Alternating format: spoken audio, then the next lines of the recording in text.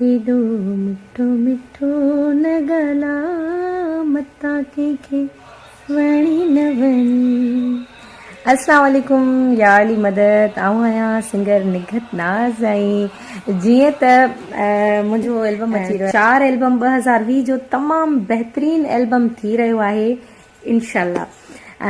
Album में बहितरीन music आहे, बहितरीन शाइर आहिनि ऐं चीफ सिलेक्शन आहे सैयद सागर शाह जी ऐं सिलेक्शन आहे रोशन शेख जी, असगर मुगेरी साहब, हाशिम चांडियो माशाल्लाह, जंहिंजो तमामु बहितरीन सॉन्ग हाणे तव्हांखे ॾाढो पसंदि आयो, शम्स महर। सिक तुंहिंजी लॻी आहे तमामु सुबुह शाम सदी मां तोखे सिकां पई। तमामु बहितरीन सॉन्ग, तव्हां इनखे बि ॾाढो पसंदि कयो।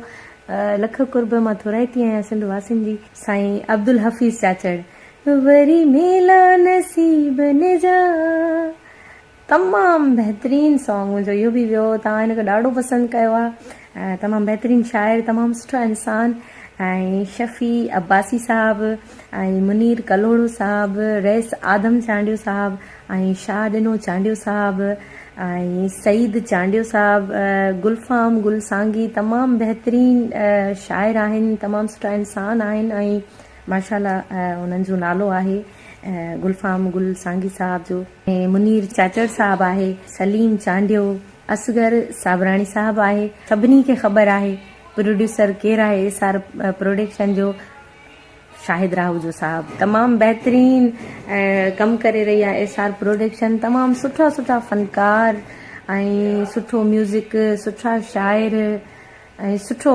माशाल्लाह हिन वक़्तु एसआर प्रोडक्शन कमु करे रही आहे ऐं मूंखे त इलाही ख़ुशी थींदी आहे। मुंहिंजो ही चोथों एल्बम आहे एसआर प्रोडक्शन में ऐं अदा शाहिद राहूजो खे ढेर सारियूं दुआऊं आहिनि मुंहिंजूं। इंशाल्लाह तव्हांजी दुआ सां ही बि जेको मुंहिंजो एल्बम अची रहियो आहे ज़रूरु तव्हांखे पसंदि ईंदो इंशाल्लाह। मां सभिनी